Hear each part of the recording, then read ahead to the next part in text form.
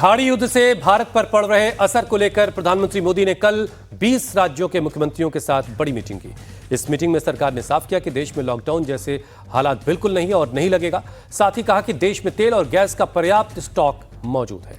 PM ने राज्य के मुख्यमंत्रियों से कहा है कि वो अपने अपने राज्य से सप्लाई चेन ठीक करें, लेकिन अफवाहबाजों की वजह से देश के कई शहरों में पेट्रोल पंप पर लाइन दिखाई दे रही है। कई लोग पानी की बड़ी वाली टंकी लेकर के तेल लेने के लिए पहुंच रहे हैं, तो कहीं पर जनरेट लेकर के पेट्रोल पंप पर पहुंचा जा रहा है। अफवाहों के बाद बिगड़ते हालात को सुधारने के लिए सरकारें एक्शन में हैं। हालात सुधर नहीं रहे। लगातार जो अफवाहबाज हैं वो अफवाह फैला रहे हैं। हालांकि सरकार की तरफ से अब एक्शन भी लिया जा रहा है उन अफवाहबाजों पर।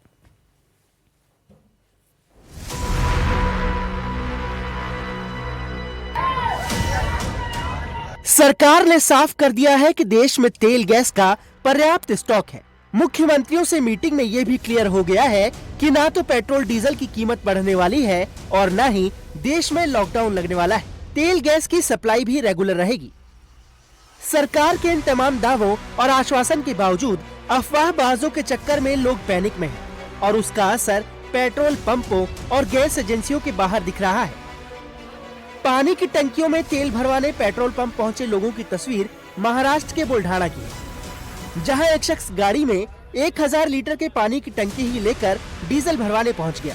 पेट्रोल पंप पर भले गाड़ियों की संख्या कम है, लेकिन यहाँ मौजूद ज्यादातर लोग डिब्बे और ड्रम लेकर पहुंच रहे हैं। जाहिर है जमाखोरी के लिए तेल ले जा रहे लोग अफवाह के शिकार हैं।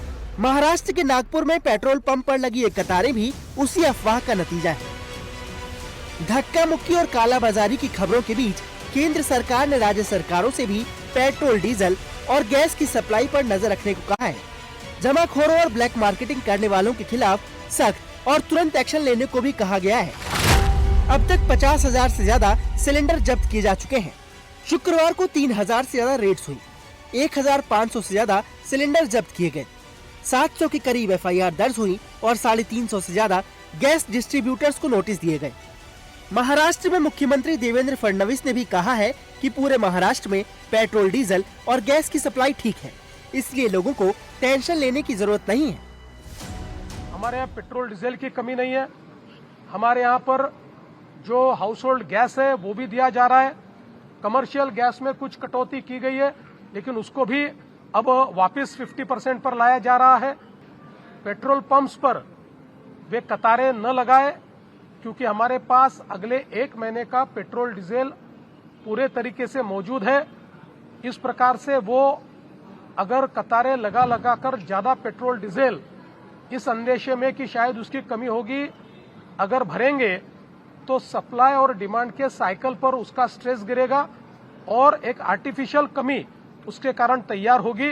इसलिए ऐसा न करे, ऐसा मैं सभी को यहां से ऐलान करता हूं। उसके साथ साथ हमारे सरकार ने गैस के मामले में भी पूरे तरीके से एहतियात बरता है।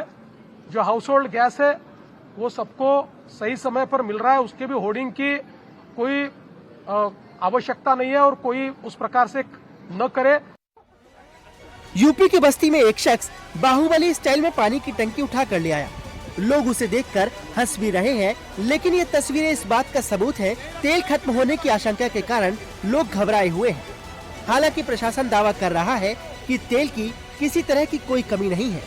यूपी के गोंडा में ड्रम और कंटेनर लेकर आए लोगों के लिए अलग लाइन लगी है, जबकि बाइक और गाड़ियां लेकर आए लोगों के लिए अलग लाइन। पेट्रोल पंप पर भीड़ इतनी ज्यादा है कि स्थिति को कंट्रोल करने के लिए पुलिस लगानी पड़ रही है। पुलिस अनाउंसमेंट करके लोगों से पैनिक में न आने की अपील कर रही है।